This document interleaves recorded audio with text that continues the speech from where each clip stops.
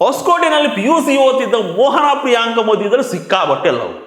ರೆಕ್ಕೆ ಬಿಚ್ಚಿ ಹಾರ್ತಿದ್ದ ಲವ್ ಬರ್ಡ್ಸ್ಗಳ ವಿಷಯ ಮನೆಯಲ್ಲಿ ಗೊತ್ತಾಗೋದಕ್ಕೆ ತುಂಬ ಟೈಮ್ ಏನು ತಗೊಳ್ಳಿಲ್ಲ. ವಿಷಯ ಗೊತ್ತಾಗ್ತಿದ್ದಂಗೆ ಈ ಪ್ರಿಯಾಂಕನಿಗೆ ಮದುವೆ ಮಾಡ್ಬಿಡ್ಬೇಕು ಅಂತ ಮನೆಯವರು ಡಿಸೈಡ್ ಮಾಡ್ಬಿಟ್ರು. ಭಯಂಕರ ಲವ್ ಅಲ್ಲಿ ಇದ್ದ ಲವರ್ಸ್ನ ಬ್ರೇಕ್ ಮಾಡೋದಕ್ಕೆ ಮನೆನೂ ಚೇಂಜ್ ಮಾಡಿ ಗಂಡು ಹುಡುಕೋದಕ್ಕೆ ಶುರು ಮಾಡ್ಬಿಟ್ರು. ಹರಿಹರದಲ್ಲಿ ಸ್ಕೂಲ್ ನಡೆಸ್ಕೊಂಡಿದ್ದ ಫ್ಯಾಮಿಲಿಯಿಂದ ಪ್ರವೀಣ ಅನ್ನೋ ಸುಸಂಸ್ಕೃತ ಹುಡುಗನ ಜೊತೆ ಸಂಬಂಧ ಕೂಡ ಸೆಟ್ ಆಗೋಯ್ತು. ಇವ್ರು ತಡ ಮಾಡಲೇ ಇಲ್ಲ, ಧಾಮ್ ಧೂಮ್ ಅಂತ ಮದುವೆ ಮಾಡಿ ಕಳಿಸ್ಕೊಟ್ರು. ಈ ಪ್ರಿಯಾಂಕಾ ಕೂಡ ಎಲ್ಲ ಮರೆತು ಗಂಡನ ಜೊತೆ ಜೇನ್ ಬರ್ತಂಗೆ ಬರ್ತು ಸಂಸಾರ ಮಾಡೋದಕ್ಕೆ ಶುರು ಮಾಡ್ತು. ವರ್ಷ ತುಂಬೋದ್ರಲ್ಲೂ ಒಂದು ಹೆಣ್ಮಗುನೂ ಆಯಿತು. ಆ ಹೆಣ್ಮಗಿಗೆ 12 ವರ್ಷ ತುಂಬ ಹೊತ್ತಿಗೆ ಆ ಕಾಲದಲ್ಲಿ ಇನ್ನೊಂದು ಮಗು ಹುಡ್ತು. ಅದು ಕೂಡ ಹೆಣ್ಮಗು, ಕಪ್ಗಿದ್ರು ಕ್ಯೂಟ್ ಆಗಿದ್ದ ಕೂಸಿಗೆ ವೆನೆಲಾ ಅಂತ ಹೆಸರಿಟ್ಟು. ವೆನೆಲಾ ಅಂದ್ರೆ ಬೆಳೆದಿಂಗು. ಹಿಂಗೆ ಇವ್ರ ಸಂಸಾರ ಆನಂದ ಸಾಗರ ಥರ ನಡ್ಕೊಂಡು ಹೋಗ್ತಿತ್ತು. ಹರಿಹರದಲ್ಲಿ ಸ್ಕೂಲು, ಹೊಸಕೋಟೆನ ಮನೆ ಎಲ್ಲ ಚೆನ್ನಾಗಿತ್ತು.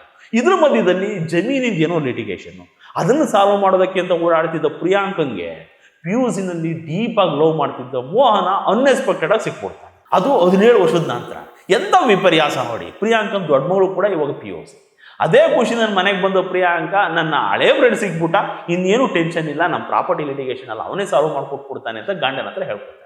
ಇದೇ ಖುಷಿಗೆ ಒಂದು ಸೋಲೋ ಟ್ರಿಪ್ ಹೋಗ್ತೀನಿ ಅಂತ ಕಾಶಿಗೆ ಅಂತ ಹೊರಡೋ ಪ್ರಿಯಾಂಕಾ ಜೊತೆಗೆ ಈ ಹಳೆ ಲವ್ ಮೋಹನನ್ನು ಹಾಕೊಂಡು ಹೋಗ್ತಾಳೆ. 17ನೇ ವಯಸ್ಸಲ್ಲಾದ ಪ್ರೀತಿಗೆ 17 ವರ್ಷ ಆಗಿದ್ರು ಕೂಡ ಇವಾಗ ಚಿತ್ರದ ಹೊಚ್ಚ ಹೊಸ ಪ್ರೀತಿ ಅನ್ನೋ ರೀತಿಗೆ ಕಾಶಿ ಸುತ್ತಿ ಕಂಕಣ ಕಟ್ಕೊಂಡು ಗಾಂಧರ್ವ ರೀತಿನ ಮದುವೆನೂ ಆಗ್ಬಿಡ್ತಾರೆ. ಅದೇ ಖರ್ಚಲ್ಲಿ ಹನಿಮೂನು ಮುಗಿಸ್ಕೊಂಡು ಬೆಂಗಳೂರಿಗೆ ವಾಪಸ್ ಬಂದವರು ಅವ್ರವ್ರ ಮನೆಗಳಿಗೆ ಹೋಗ್ತಾರೆ. ಹಳೆ ಪ್ರೀತಿ ಹೊಸ ಚಿದ್ರು, ಮನೇಲಿ ಗಂಡ ಮಕ್ಕಳಿದ್ರು. ಯಾವ ಮೋಹನ ಮುರಳಿ ಕರೆಯಿತು ದೂರ ತೀರಕ್ಕೆ ನಿನ್ನನ್ನು ಅನ್ನೋ ತರ ಮನಸ್ಸೆಲ್ಲ ಮೋಹನನ ಮೇಲೆ. ಇರುವುದೆಲ್ಲವೋ ಬಿಟ್ಟು ಮೋಹನನೆಡೆಗೆ ಮನಸ್ಸು ತುಳಿಯೋದಕ್ಕೆ ಶುರು ಮಾಡಿದ ಮೇಲೆ ಮನೆಯಲ್ಲಿ ಮನಸ್ತಾಪಗಳು ಶುರುವಾಗುವುದು. ಏಕಾಏಕಿ ನನಗೆ ಡೈವರ್ಸ್ ಬೇಕು ಅಂತ ಗಂಡನ ಜೊತೆ ಜಗಳಕ್ಕೆ ಬೀಳ್ತಾಳೆ ಈ ಪ್ರಿಯಾಂಕ. 2 ಹೆಣ್ಮಕ್ಳಿದ್ದಾವೆ, ಇವಾಗ ಯಾಕಿಂತ ಕೆಟ್ಟ ಹಠ ಅಂತ ಸಮಾಧಾನ ಮಾಡಿದ್ರು ಕೇಳೋ ಸ್ಥಿತಿಲಿರಲ್ಲ ಈ ಹೆಣ್ಸು. ಡೈವರ್ಸ್ ಕೊಡದಿದ್ರೆ ಮಕ್ಕಳು ಮುಖ ನೋಡೋಕ್ಕಾಗದಂಗೆ ಮಾಡ್ಬಿಡ್ತೀನಿ ಅಂತ ರಚ್ಚೆ ಹಿಡಿತಾಳೆ. ಇದು ಯಾಕೋ ಸರಿ ಹೋಗೋ ಥರ ಕಾಣಿಸ್ತಿಲ್ಲ ಅಂತ ಡೈವರ್ಸ್ ಪೇಪರ್ಗೆ ಸೈನ್ ಹಾಕಿ ದೊಡ್ಡ ಮಗಳು ಅಪ್ಪನಿಗೆ, ಚಿಕ್ಕ ಮಗಳು ಬೆನೆಲ್ಲ ಅಮ್ಮನಿಗೆ ಅಂತ ಹಂಚ್ಕೊಂಡು ಕೊಡ್ತಾರೆ. ದೊಡ್ಡ ಮಗಳನ್ನ ಕರ್ಕೊಂಡು ಗಂಡ ಪ್ರವೀಣು ಹರಿಹರಕ್ಕೆ ಶಿಫ್ಟ್ ಆದರೆ ಈ ಪ್ರಿಯಾಂಕ ಸಣ್ಣ ಮಗು ವೆನೆಲನ ಕರ್ಕೊಂಡು ಮೋಹನನ ವಿಲ್ಲ ಸೇರ್ಕೊಂಡ್ಬಿಟ್ರು.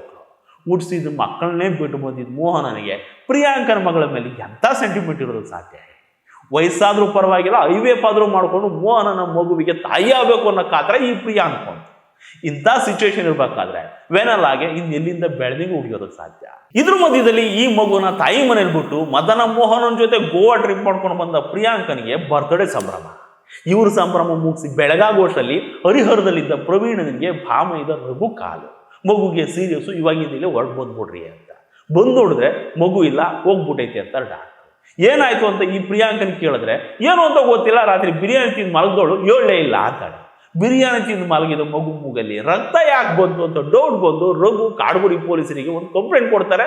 ಪೋಸ್ಟ್ ಮಾರ್ಟಮ್ ರಿಪೋರ್ಟ್ ನೋಡಿದ ಪೊಲೀಸರಿಗೆ ಕನ್ಫರ್ಮ್ ಆಗೋಯ್ತು ಇದು ನ್ಯಾಚುರಲ್ ಡೆತ್ ಅಲ್ಲ, ಸಮಥಿಂಗ್ ಇಸ್ ರಾಂಗ್ ಅಂತ. ರಾತ್ರಿ ಐಸ್ ಕ್ರೀಮ್ ಕೇಳಿದ ಮಗುನ ಒದ್ದು ಕೊಂದ್ರ, ಉಸಿರುಗಡಿಸ್ಕೊಂಡ್ರ. ಕೊಂದಾದ್ಮೇಲೆ ಅದನ್ನು ಮುಚ್ಚಾಕೋದಕ್ಕೆ ಈ ತಾಯಿ ಪ್ರಿಯಾಂಕ ಮಾಡಿದ ಹೈಡ್ರಾಮಾ ಎಂಥದ್ದು ಅನ್ನೋದನ್ನೆಲ್ಲ ನೋಡಿದ್ರೆ ಇವ್ರು ಎಂಥ ಕೊಳಕಮಂಡಗಳು ಅಂತ ಅರ್ಥ ಆಗುತ್ತೆ. ಇಂಥ ಪಾಪಿಗಳಿಗೆ ನರ್ತಲು ಜಾಗ ಸಿಗಲ್ಲ ಕಣ್ರಿ. ಮಕ್ಕಳನ್ನ ಕೊಂದ ಪಾಪಕ್ಕೆ ಸಾವಿರಾರು ವರ್ಷಗಳಿಂದ ಸಾವಿಗಾಗಿ ಅಲಿತಿದ್ದಾನಂತೆ ಅಶ್ವತ್ಥಾಮ. ಈ ಮೋಹನನಿಗೆ ಇನ್ನೇನಿದ್ರು ರಕ್ತ ಕಣ್ಣೀರು. ಆ ಮಹಾತಾಯಿ ಪ್ರಿಯಾಂಕ ಬಗ್ಗೆ ಮಾತಾಡೋದೇ ಬೇಡ ಅನ್ಸುತ್ತೆ.